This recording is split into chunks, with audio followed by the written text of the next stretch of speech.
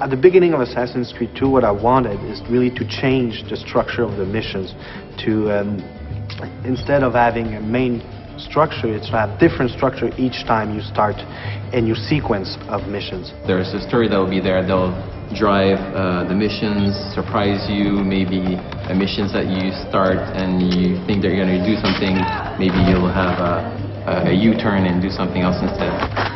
Hey, I remember you. You never know really what's going to happen next in Assassin's Creed 2. There's a little bit for everybody. We're really trying to make sure that the game appeals to as many people as possible. We have reach high points still in AC2 with climbing puzzles. Then you'll have, collectible quests. There are crowd missions. There's the narrative mission. You have these missions that you can do to change your notoriety in the city. There's also the city life, which are just randomly occurring acts throughout the world. For example, we have the messenger. A messenger who sees Ezio, sees the player, will run away. So it's up to the player to say, am I chasing him to get the letter he's carrying or not? We have one guy that we call the pickpocketeer. So basically that guy will be able to steal the money from the assassin and start running.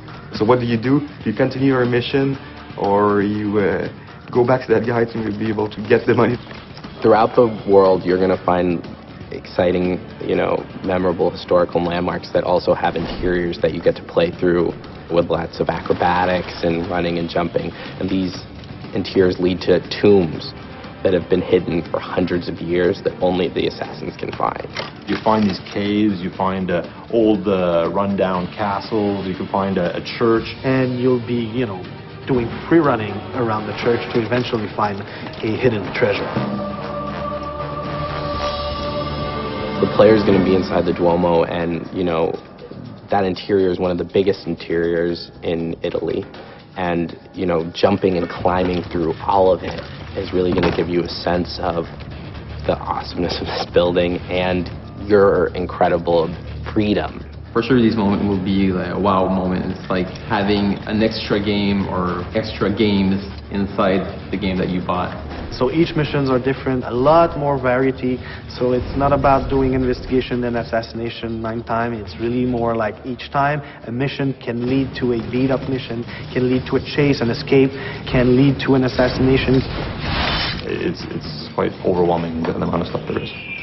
Well, having more missions requires us ultimately to have more cutscenes and more cinematics, but I think we're adding a lot of value to these to the player. Like a couple of examples of this is you could still control the camera like you did in AC1. People like that feature a lot.